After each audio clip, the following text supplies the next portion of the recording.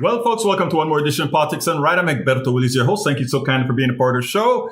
Today, I'm testing. So I'm here in my room, the workout room, trying to make sure that all the connections are going to work when we're in Baltimore next week. So that's what's happening right now. Why you see all of this. I don't have all the back in Baltimore. All these things are going to be up. If you want to kind of see some of the, let's see if I can take you to see some of the, well, I'm on the wrong camera. Let's go ahead and get to the right camera. There we go. I think that is the right camera now. So if you take a look at the background, this is going to be some of the banners that we have out there with the system. I'm still getting it all. I'm still putting it all together. So, but I have to test out more than anything else the electronics to make sure all of that is working fine. And so far, it seems to be working. Anyway, I have all you guys out here. Bruce, didn't you get my email? Bruce, my email and my text. Bruce, I was hoping to hear from you. Anyway, folks, we're probably going to do this on Monday again when I get some other things put together and going fine. All right, let's see what we have here. First of all, I didn't prepare the blog and all of that today because, as I said, we're all here doing this and putting all these different pieces together. But time flies. Anyway, let me welcome everybody here first. Let's see what we got. Welcome aboard. We have Michael Rutnin from Brooklyn, New York. We have in the house also, I'm scrolling up, Yvette Avery Herod from Atlanta, Georgia. We have Melanie Keelan from Barcelona, Spain. Bridge MCP from Binghamton, New York. We have Lee Grant from Montgomery County. Paul Fleming from Powder Springs. I got it right. Powder Springs, Georgia. We also have, let's see if I can control this screen here better. Scroll down, Egberto. That's how it works. Increase the size a bit because you're blind. There we go. All right. We also have Bruce Pollard from Montgomery County, who I had expected to be sitting in this chair next to me today, but he stood me up. But what can I say? You know, he doesn't like me anymore. Anyway, we also have other cameras better than this one. Actually, I am still working on the different cameras, right? Because we're going to have several when we have the different people playing out there. E2247 is also in the house. Let's see if I can fix that a little bit, Radnan, a bit. I don't know. We'll see. We'll see how we get it here. Probably got to look more into the camera. I got two different screens here because they're laptops that I'm going to be using. Like now, whereas on the other thing, I had that huge screen and the other things to keep things separated. The real estate is a bit smaller here, so you kind of have to get used to it. Paul Fleming says, July 4th is all about saying no to a king who would put himself above the law. So November 5th. NEA's convention in Philadelphia is now, let's see, NEA is biggest U.S. professional employee union. Its staff is striking it for unfair labor practices, including overtime non-payment.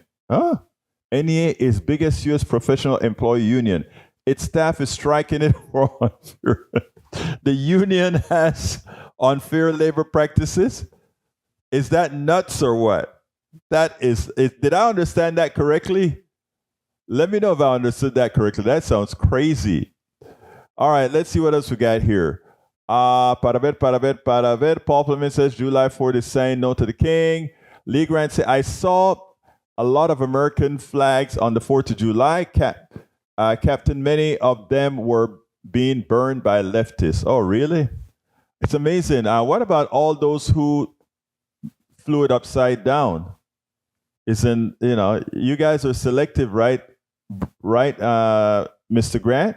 You don't want to be selective. You want to be equal in the way you judge folks, right? At least that's what I normally try to do. Bridge MCP says, counter, yeah. Me blind too, Egberto. I hear you, girl. I'm trying to make these a little bit larger so I can read from afar because I'm going to have to do that in Baltimore next week. But anytime I play with this keyboard, it kind of screws up. All right. Let's see. Paul Fleming says the U.S. now has more manufacturing jobs than any time last 18 years since 2008. Job openings at any time from 2021. Melanie Keelan says link for Ask Egberto anything.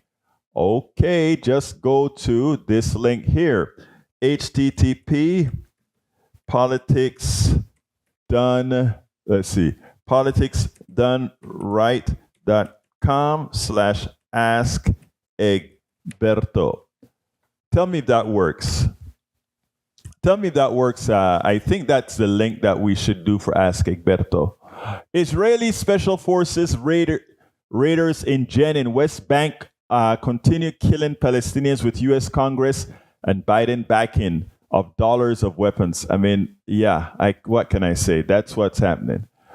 We also have Your Mom. Welcome to Politics Done Right. I didn't see any U.S. flags being burned. Don't be lying.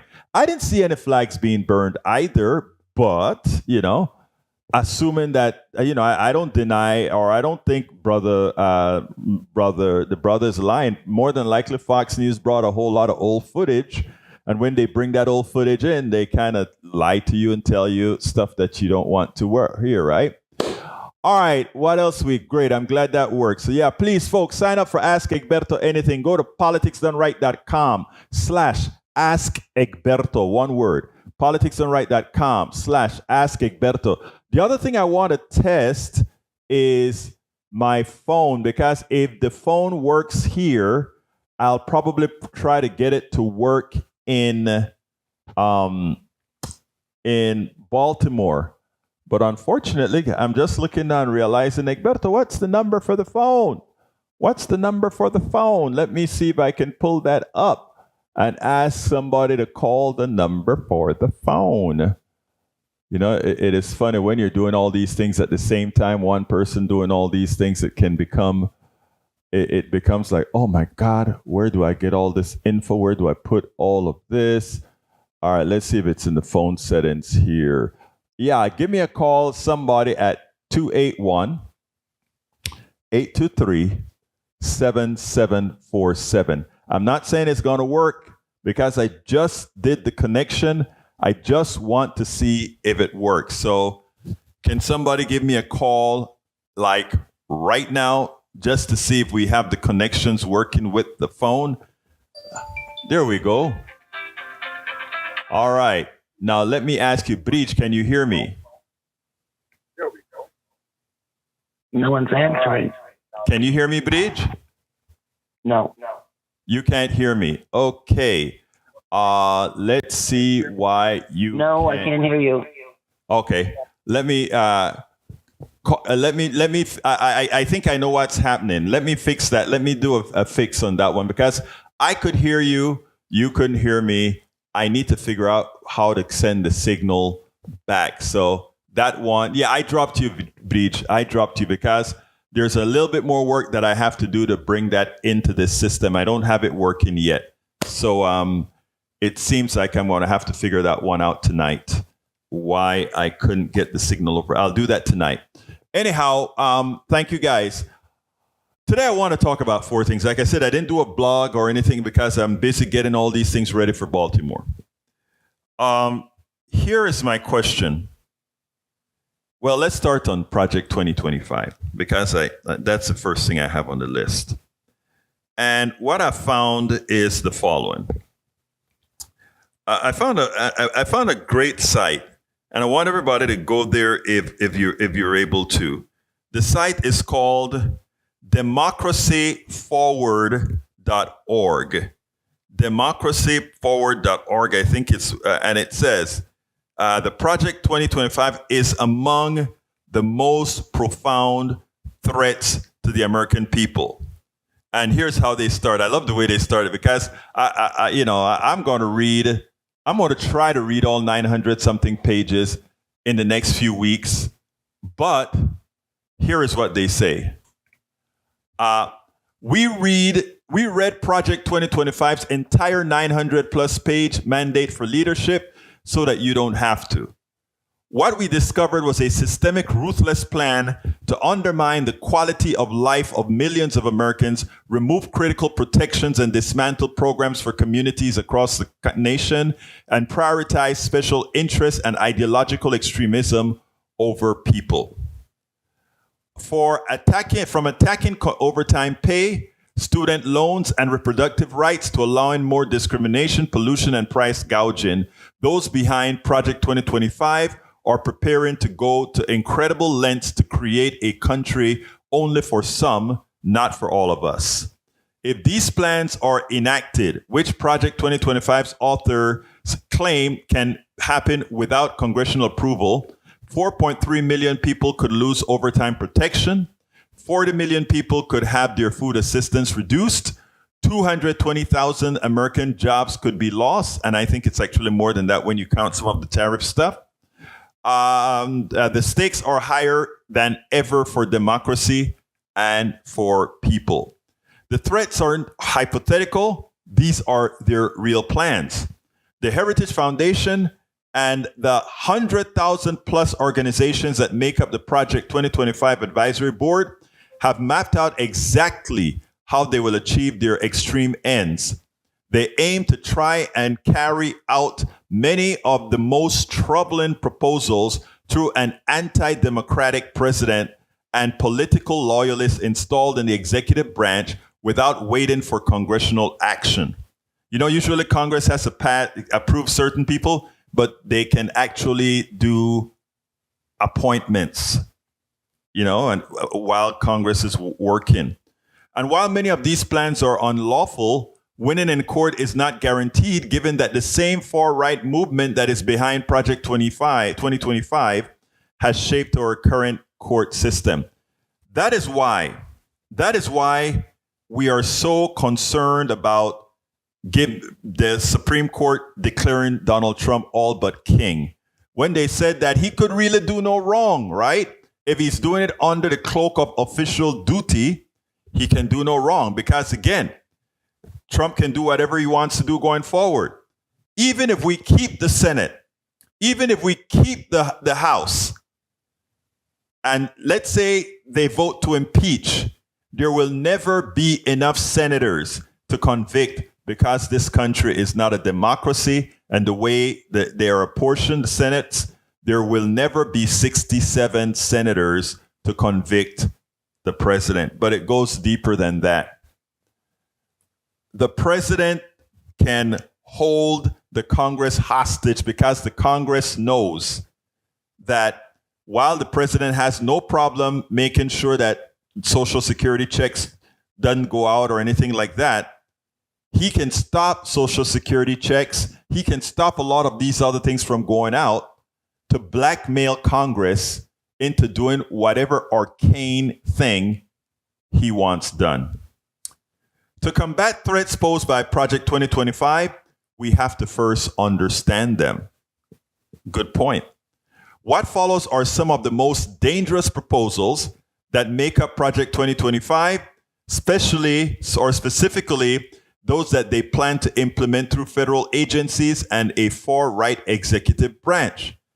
The majority of Americans share the same values and priorities, but Project 2025 wants to push an extreme, out-of-touch agenda on all of by reading this guide and sharing it. We can begin to address these threats. And again, the guide is at democracyforward.org. I repeat, democracyforward.org. So what is Project 2025?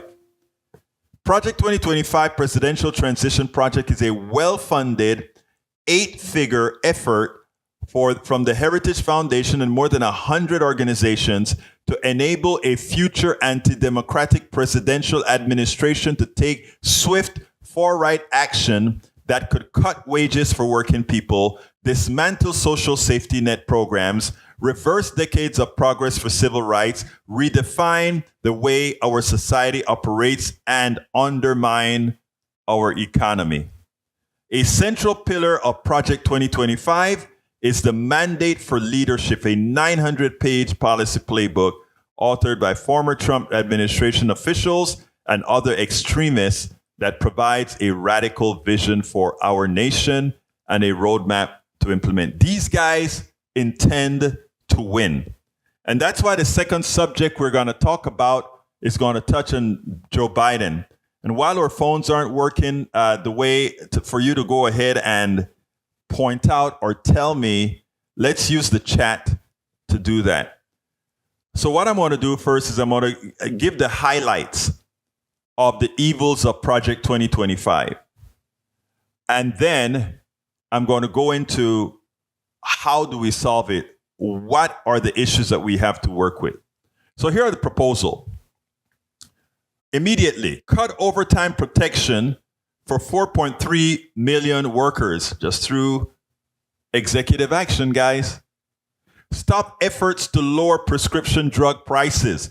Again, big pharma. Why do you think the billionaires are investing in Donald Trump? Why do you think so? Stop efforts to lower prescription drugs. And for all of you in the chat right now that think you're voting for Donald Trump, you're a right winger, you're a MAGA guy. You are voting not only for the demise of others, you're voting for your own demise. When you vote for Donald Trump and when the Project 2025 come into existence, your grandmother, your grandfather, your friends, your families, they are as well are going to be hurt. They're the ones that are going to pay more for insulin. They're the ones that are going to keep paying the exorbitant prices for these drugs. So remember, when you are voting for Donald Trump and you're voting for 2025, Project 2025, and when you vote for Project 2025, you're voting to harm yourself.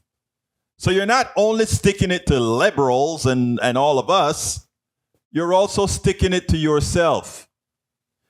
All right, what else does it want to do? Limit access to food assistance, which average of more than 40 million people in 21.6 million households who rely on those monthly food assistance. So let's talk a little bit about that. Who do you think is the largest recipient of food assistance?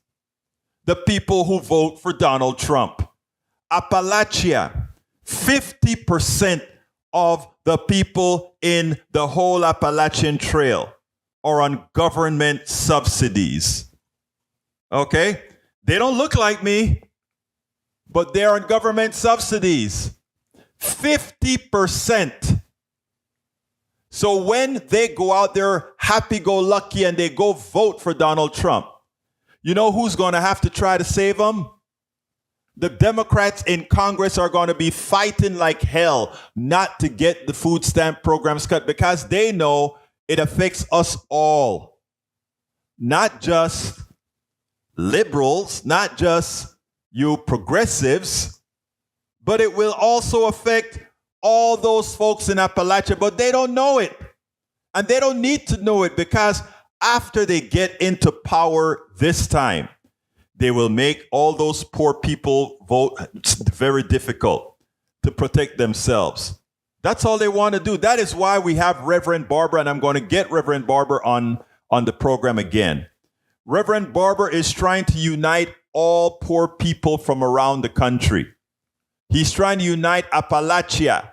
He's trying to unite the ghettos, the barrios, black, white, Asian, everybody, and say, let's not take our eye off the ball. Let's see what they are really doing to us. They're using whiteness to win. Think about this. They are using whiteness to win. But the people they're going to harm the most are their own white brothers and sisters. Bridge, I'm going to try to get that up if I can. Do me a favor again, though, Bridge. I need you to do me a favor. And when I say go, please put it into the chat again because what I'm doing here is I'm firing up a new chat on another computer because remember, because we have limited real estate, I have to do all this work with several computers. So put that graphic in the chat one more time, please. Put that graphic in the chat one more time. Let's see if I can get it on air for you. But so my brothers and sisters out there, put it now. I don't see it now. Put it right now, because then I'll probably see it if you send it now. So there we go. I got it. Let's see if I can go ahead and put that on the screen. I'm going to try my best. Okay, I got it. Folks, Bridge wants me to put this up. I'm going to try to see if we can get it up. I think we made it. We made it. All right. As you can see, we're still in flux in getting Baltimore ready. But folks, that's what we're talking about here. We're talking about 40 million people, 21 million households that may lose a lot or limit their food assistance. That's not black people. That's not Asian people. So I mean, there is a backstop within the MAGA movement that has a racial component. And that is what that's what Trump has been using. He made the other people, the boogie people. He made a lot of his white supporters believe that progressives are somehow looking out for those other people. And those other people are then hurting you, my dear, good white people. My white brothers and sisters, you can't fall for it. And the reason you can't fall for it is because you're voting against your own interests. What they tell you about putting us against each other has always been a lie. It has always been a lie. They did it from the FDR's creation of the not the Great Society, but you know what I'm talking about. FDR, they've always tried to make the other the boogie person, and they're doing it again. But for all the problem is enough people from Appalachia isn't watching Politics Done Right and other programs like this, and that is what they depend on. They teach them only watch Fox News, only watch OAN, only watch Newsmax, and anything those other people are saying, they're lying to you. We have to penetrate that psyche. When you see me overarchingly try to New Deal, thank you very much, Rodnin. When you see me overarchingly try to reach the other side, it's because I know if I get a chance to speak to some, even if they're not immediately listening to me, let's give an example. Every now and then, Eric Hayes, because of him watching Politics Done Right, the way the algorithms work is some of his friends will ever so often get a link to Politics Done Right. Ever so often, all our right-wingers that are on Facebook or YouTube or whatever, just because they are watching Politics Done Right, every so often, some of their own people will get some of what we're given in their feeds. Okay, so it's so very important that we keep that door open. It is so very important that we just don't sit back and say, those people are so stupid. They're voting against their own interests. That's not the way to do it. It's not the way to do it. So what else does it do? Cut American Rescue Plan, programs that have created over 220,000 jobs. And it's way over 220,000 jobs. This is old. Restrict access to medication, abortion. Push more than 33 million people enrolled in Medicare towards Medicare Advantage and other worse private options. Remember all the things that we talk about Medicare Advantage and how evil it is and what it does. That's what they're doing. Deny students in 25 states and Washington, D.C. access to student loans because their state provides in-state tuition to undocumented immigrants. So if your state decides to be humane, like Germany, You can go to Germany as an American citizen and get a fairly free education. You can go to Brazil. You can go to a lot of foreign countries and they will pay. This is not opinion, Eric. You know the good thing about it? It's written down in, guess where? In the Project 2025. Look, the right wing is so sure. The right wing is so sure that its people don't read. The right wing is so sure that its people are stupid. Remember, Donald Trump said it. I am running as a Republican because I didn't say it. Donald Trump said it. He went on air and he said, I like stupid people. I didn't say it. Donald Trump said it. Okay? So let's be very clear here. Now, as it turns out, they are so sure that people don't read, that they are laid out a map. They have laid out a map, knowing that their folks won't read it, but that all those evil leaders around the country will. And as they read it, they'll join the Project 2025 domain, and it'll get funding. And again, this is an opinion. It is written. You can go read it for yourself. It's not opinion. Go read it. Roll back civil rights protection across multiple fronts, including cutting diversity, equity, and inclusion related programs and LGBTQ rights in healthcare, education, and workplaces. So yes, there is a lot. And I don't say people should fear this. Americans shouldn't fear Project 2025. What Americans should do is ensure Project 2025 doesn't ever come to fruition. It's different. All right, let me go ahead and see what you guys have been saying here. I think I need to jump to another keyboard or another part of my keyboard and see what you've been saying, because I've been running my mouth. Issues with Project 25 should have concern, yes. Michael Radin says Trump is running on a revenge tour. Trump has enemies, lists of some tens of thousands of Americans, and I have no idea what he's going to do after getting reelected. First of all, he's not getting reelected, and that's why we need to talk about Joe Biden after this. Egberto, FDR, these people would dismantle the remnants of the New Deal. Yes, they would. Paul Fleming, CNN, the S&P index closes at an all-time high. Which president with an economy like this has ever lost? Guess how many? None. And Biden is running the risk of allowing the conversation to be changed to do just that. I just have to say it. Now, today I contacted, I don't know if you guys know, Steve Schmidt. Steve Schmidt was a very Republican until Donald Trump came into the fold and he realized that Donald Trump was a clear and present danger to us all. He realized that.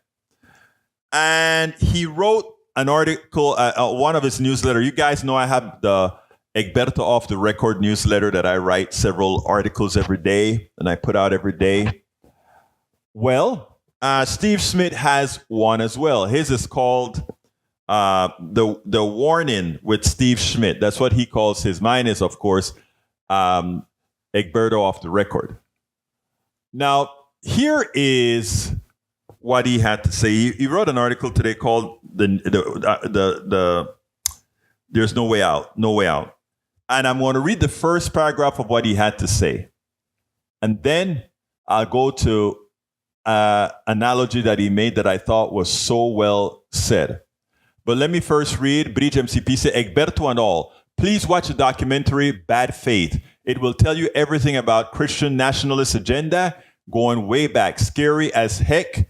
Bad Faith streaming. Thank you for that, beautiful. I tell you what, there's one of the pastors, the son of a pastor who was part of the right wing.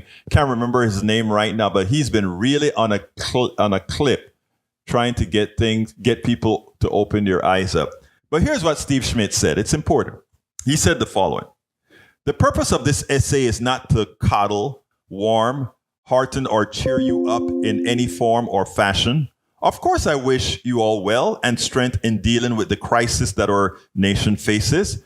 I send you my best wishes in the pursuit of happiness. I also urge the practice of good citizenship, tolerance, respect, patriotism, service, and love towards the unfinished goals of perfecting the union, which will endure beyond any of our lives, even past this hour of tribulation and fear. Some accuse me of being a pessimist. I consider myself a realist. And he goes on and on, but he is of the firm belief that President Biden should pass the torch.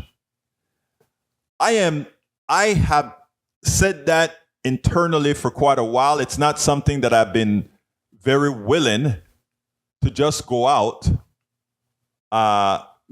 and talk about, because you have to be measured in the way you say these things.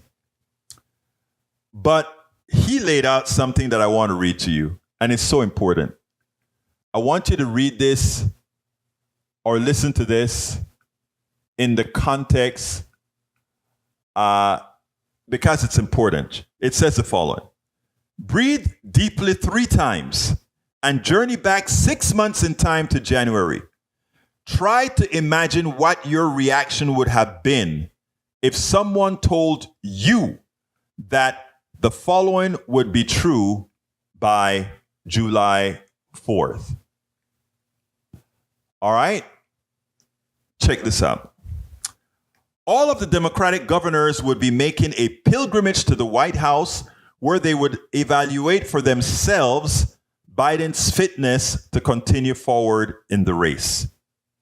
Number 2, following this meeting, some Democratic governors, including Wes Moore, Gretchen Whitmer, Tim Walz, and Kathy Hochul, would say some version of Gavin Newsom's statements, which was that Joe Biden's had our back.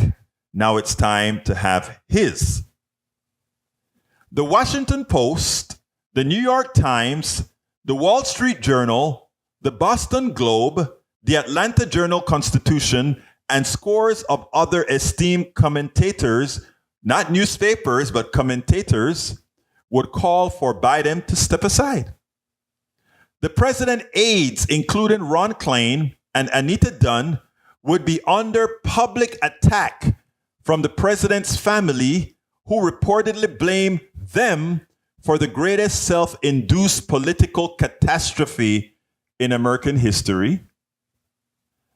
48 hours after a debate performance that would implode the campaign, First Lady Jill Biden would appear on the cover of Vogue and respond to the disaster by saying that we will not let those 90 minutes define the 4 years he's been president. We will continue to fight.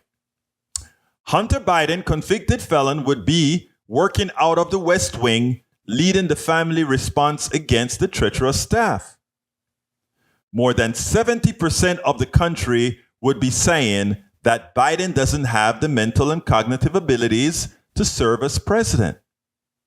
The electoral map would be expanding in the Republicans' favor to include New Mexico, Virginia, Minnesota, and New Hampshire, all states that voted for Biden in 2020.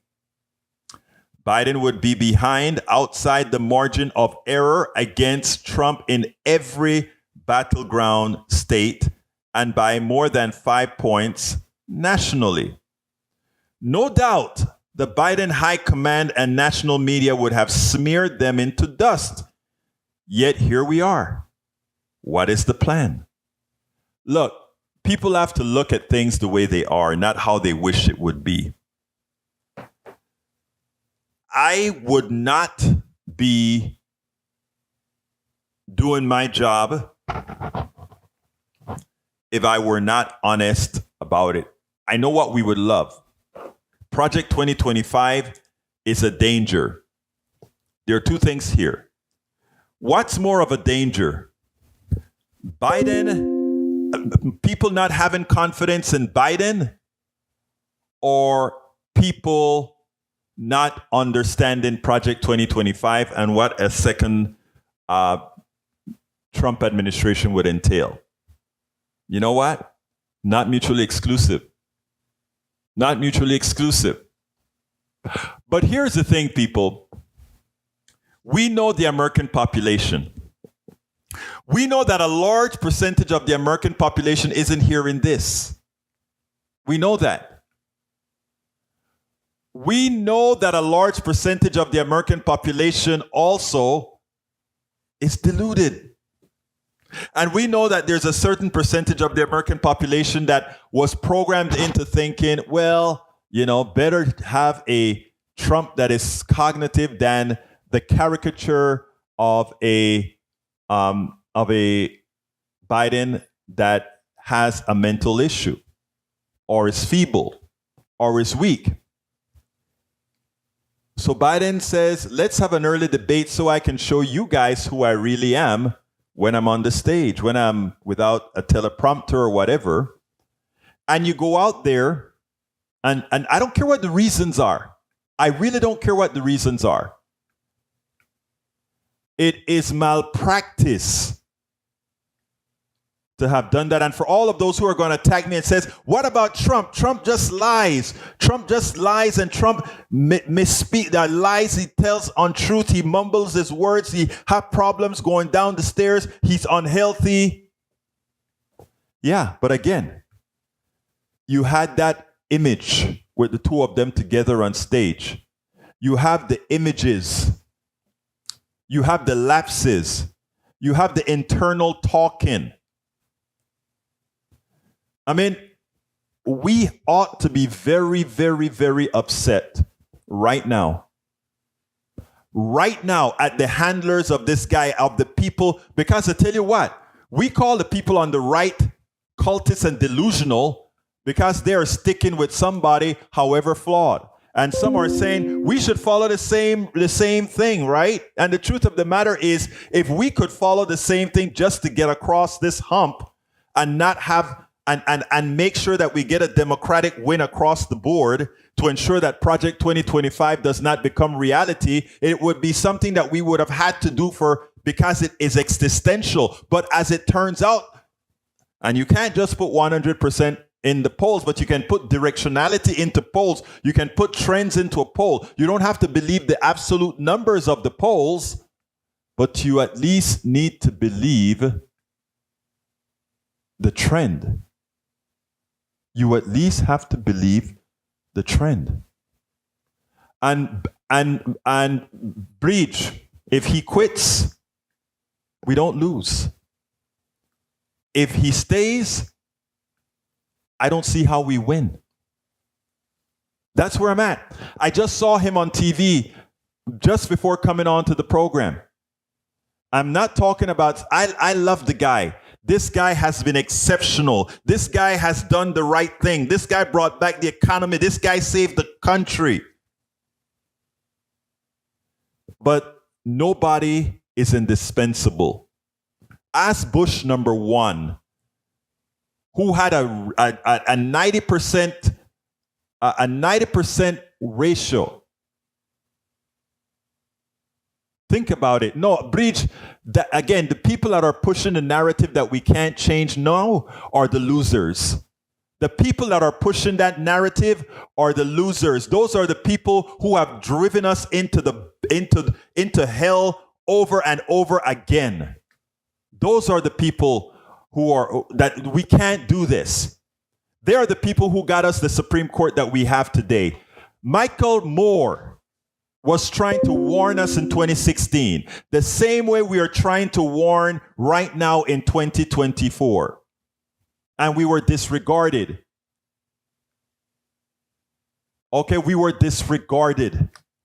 We explained the situation in 2016. Yes, Hillary Clinton won the popular vote, but in an undemocratic country, winning the popular vote is not enough. It is not enough. And Michael Moore came out with and this is the other one that I needed to read. Biden's campaign staff screwed us all for horrible prep. They should all be fired. And it's not, but you know what? Here's the problem, Ray. It's not just prep.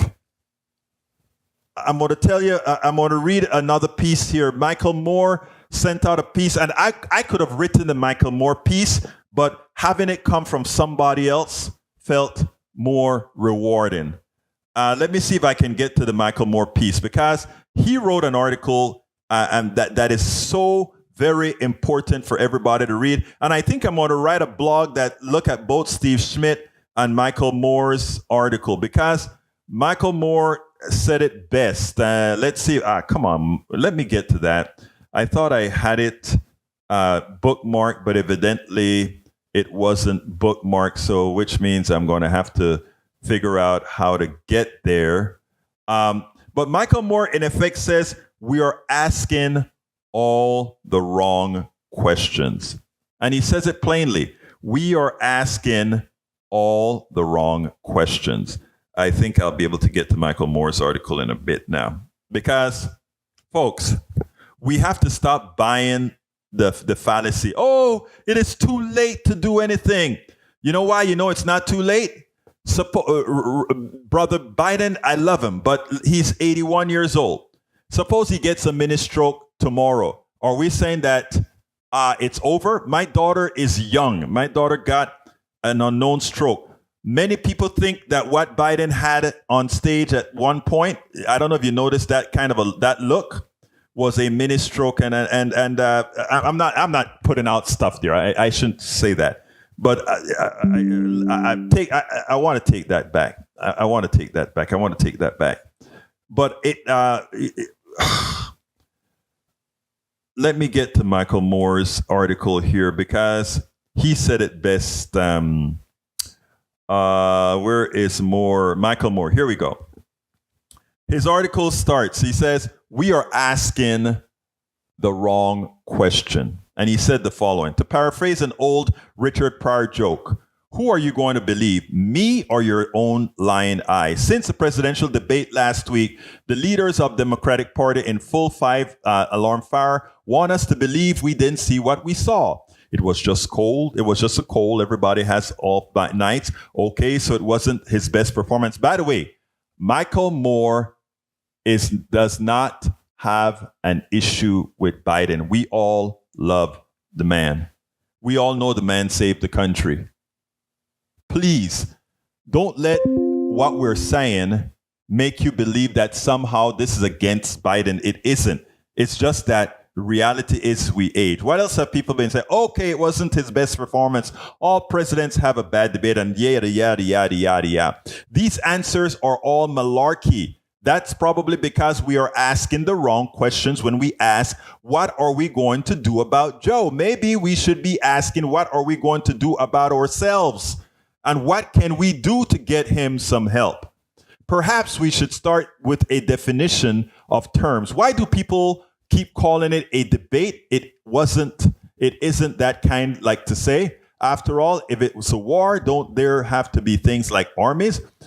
Was it really a debate? No, it was not a debate. But I want to get to the part of the article that's important. We saw and we heard all of that, no matter what the party hacks keep telling you. It was heartbreaking. It was truly, without equivocation, unlike anything any of us had ever seen. No matter where you stood on the Joe Biden scale, from the Joe, the working class hero, to Joe, the banker of Palestine ethnic cleansing, one thing was certain: this was not a cold. This was a human being in utter collapse, not just political collapse or performance collapse, but rather a full frontal lobe meltdown, where at any moment you had to wonder, was it possible that the sweet and fragile existence we call life was about to short circuit, or worse, lose power? And that no amount of shouting stat or cutting quickly to a commercial break was going to restore the president come patient to full capacity in order to save this even more fragile democracy. Do not mistake my criticism of Biden spending 9 months in the loving embrace of Bibi Netanyahu as meaning that I did not deeply appreciate his 3 years of being the most progressive president of my lifetime. This is somebody who loves the work of what our brother did. This is not an attack. This is a reality check. That's right, my friends. There has been more action taken through executive orders and legislation to protect the environment. More government officials appointed who are in their hearts of hearts, democratic socialists. More serious funding to lift millions out of poverty. More support for labor unions, libraries, single mothers, and college students deep in debt. This guy loves Joe Biden, and he has had his fervent, almost religious zeal to fight greed and obscene profits due to true compassion he has for those dealt a bad hand in life. And he has had more of all that than a good president like Kennedy, Obama, and Carter were able to muster. Again, I've said it so many times. He has done so much more for our society. He will have another mini strokes in the next few months. He's probably had one or two already. And then sadly, the decline will not be reversed. Best to make a plan now and not wait until October. This is not about whether he is fit to serve another 4 years. This is about whether he should serve another 4 days in the toughest job in the world. That's the question we should be asking. If he offered to drive you from Flint to Detroit tonight, would you get in the car? I am not a doctor. I could be, and hopefully am, wrong about all of this, but I do have eyes. They don't lie. I like nearly every one of you, four grandparents. I, like nearly every one of you, had 4 grandparents and 2 parents. Some of you have even more with wonderful step parents and step grandparents. And if you yourself are over the age of 40, your eyes have seen it too. The slow decline of your elders, followed by a sudden incident or event that then, without warning, your loved one is confused, not sure where he or she is at, can't find the keys, can't find the rest of the thought she just had, or the ability to even end the sentence he has in the middle of.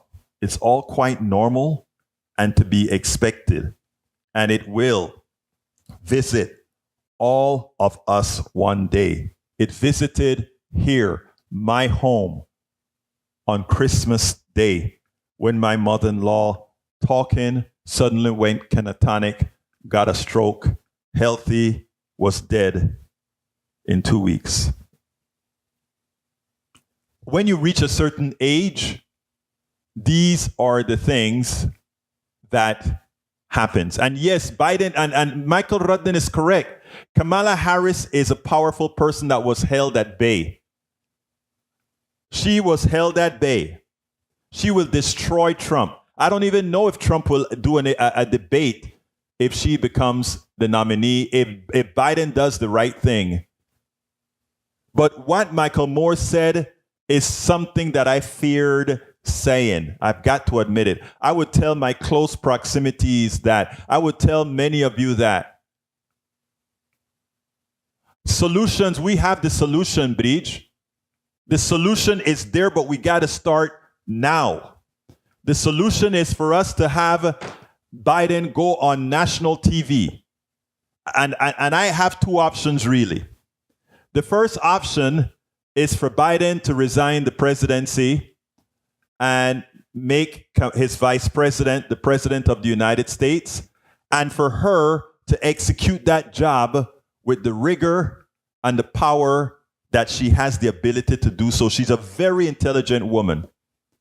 And then at that point, go out and point out that all the magical things that has happened in his administration, including ascending the person Americans voted for the vice president, putting her in the presidency as they expected her to be if he came to the point he couldn't serve anymore.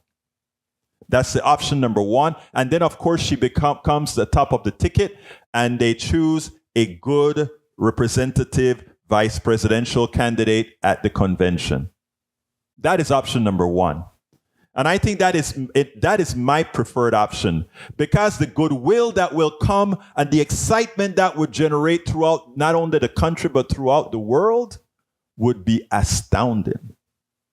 But the second option is to maintain the presidency and go ahead and says, I am dropping out of the race and I'm anointing my vice president, who you all hold dearly, and will continue with the process that has lifted America out of Trump's demise, and come out strong in your support. And as she enters the fold, she makes sure to praise Joe Biden for the excellent work he did.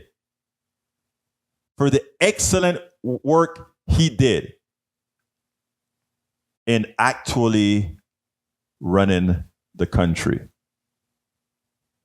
Yes, then she runs against Trump, Breach. And I tell you what, first of all, immediately he locks up. Let's talk about the votes that he locks up. And this is not a racial thing. This is a pride thing.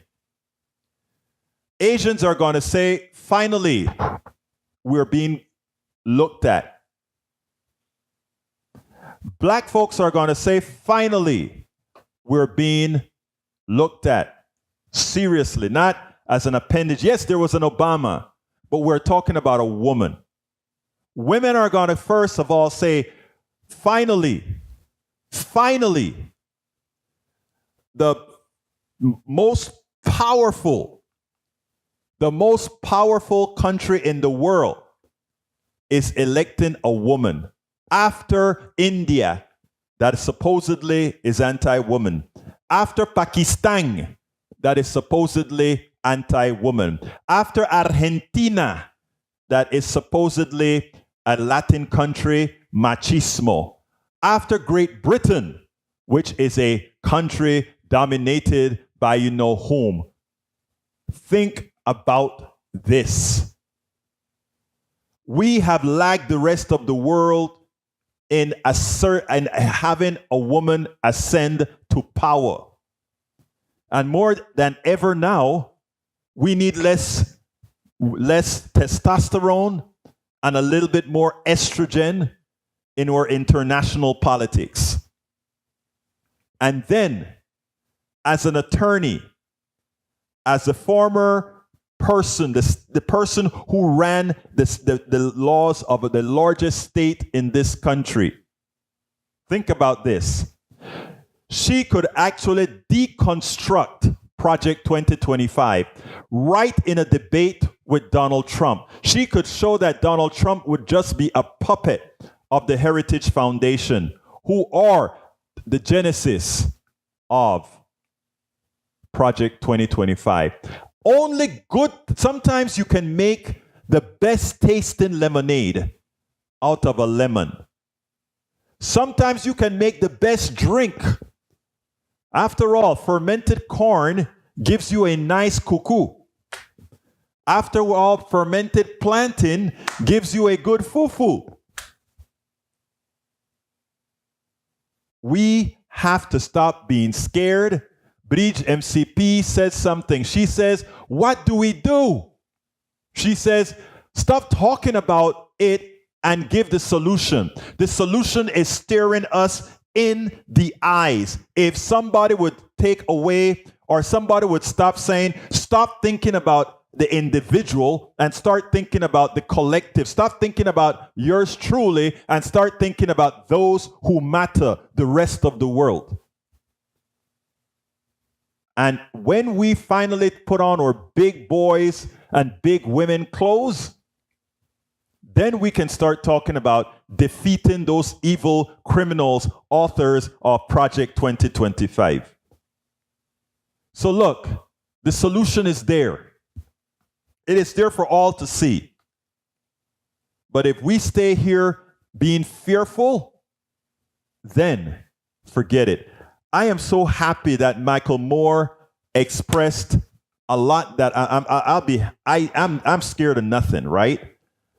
But I didn't want to put that an article like Michael Moore put out quite yet. I nibbled around everything Michael Moore said. In fact, if you looked at my blog right after the debate, I put everything Michael Moore said in one paragraph. We all age.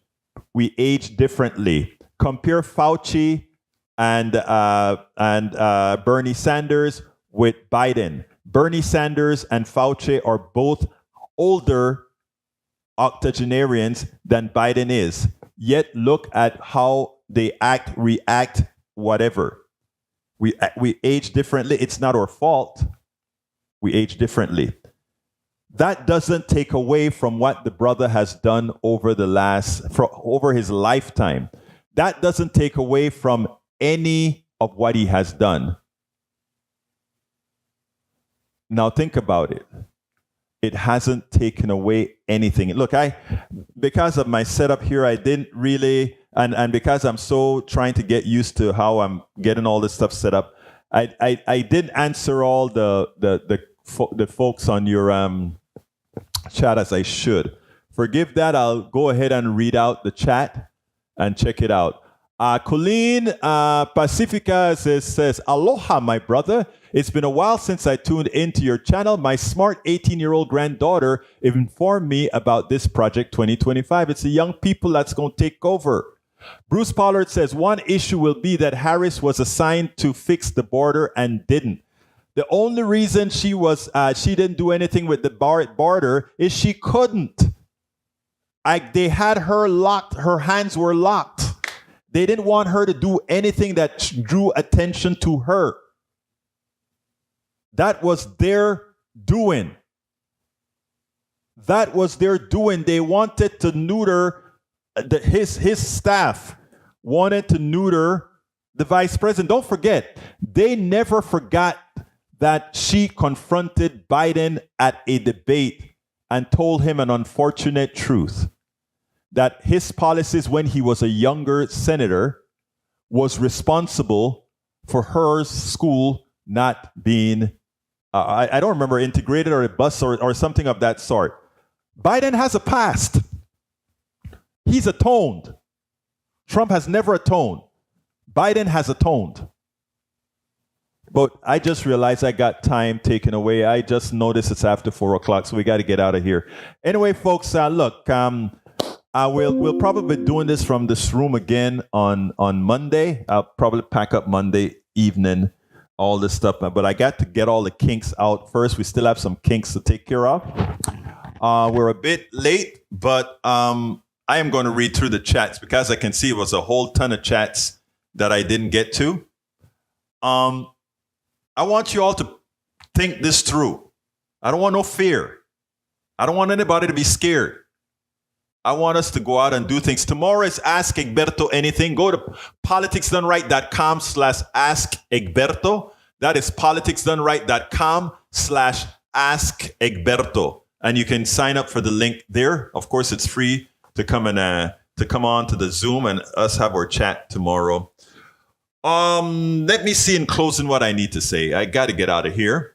Please go to politicsdoneright.com/newsletter.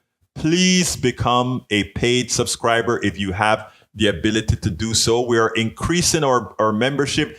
It's too slow. Right now, I think we finally got to 130.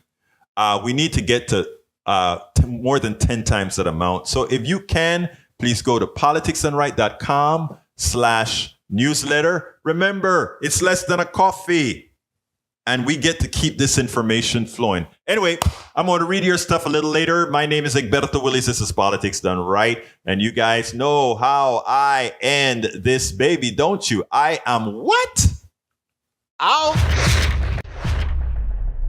We spend a lot of time deconstructing the news, trying to parse it into a form that everybody can understand. We try to find those little nitpicks where it flies above the fray, etc.